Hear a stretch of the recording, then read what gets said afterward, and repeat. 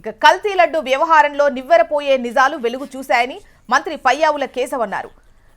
శ్రీవారి నెయ్యి కల్తీపై కేబినెట్లో సుదీర్ఘ సమీక్ష నిర్వహించారు. నెయ్యిలో కల్తీ జరుగుతోందని తెలిసినా వైసీపీ నేతలు మౌనంగా ఉన్నారని ఆగ్రహం వ్యక్తం చేశారు. 2022లో వైసీపీ హయాంలో వచ్చిన సిఎఫ్టిఆర్ నివేదికను కావాలనే తొక్కిపెట్టారని మండిపడ్డారు.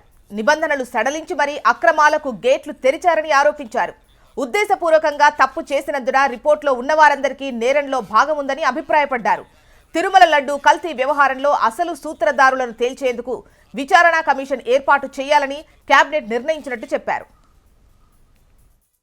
వెరీ డీటెయిల్డ్ డిస్కషన్, నివ్వెరపోయేటువంటి విషయాలు కొన్ని అంటే పూర్తిగా మనం ఛార్జ్ షీట్ చదివితే డీటెయిల్స్ వస్తాయి. ఇప్పటిదాకా ప్రభుత్వానికి అందినటువంటి సమాచారం చూస్తే వాళ్ళు పామాయిలే 58 లక్షల లీటర్ల దాకా కొనడం, కెమికల్స్ ఏంటా కెమికల్స్, ఈ ల్యాబ్ రిపోర్ట్ని ఆల్టర్ చేయాలి అని అంటే ఆ ఏ వాల్యూస్ని యాడ్ చేయడానికి ఏ కెమికల్ వేస్తే అందులో ఆ వాల్యూస్ పెరుగుతాయని కెమికల్స్ కలపడం, కలరింగ్ ఏజెంట్స్, ఫ్లేవరింగ్ ఏజెంట్స్, ఇవన్నీ ఒకవైపు టెండర్ని డైల్యూట్ చేశారు, రెండో వైపు వాటితో నెగోషియేట్ చేశారు. నెగోషియేషన్ కుదరకపోతే ఇంకొక కంపెనీ రూపంలోకి వచ్చారు.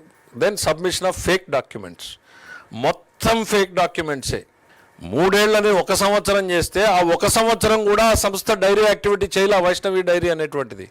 మొత్తం ఫేక్ డాక్యుమెంట్స్ పెట్టారు. ఫేక్ డాక్యుమెంట్స్ పెట్టి టెండర్లోకి వచ్చారు. అంటే తమ కళ్ళ ముందు జరుగుతున్నటువంటి దాన్ని అడ్డుకోకపోవడాన్ని, తెలియకపోతే తప్పు, తెలిస్తే నేరంలో భాగస్వామ్యమే.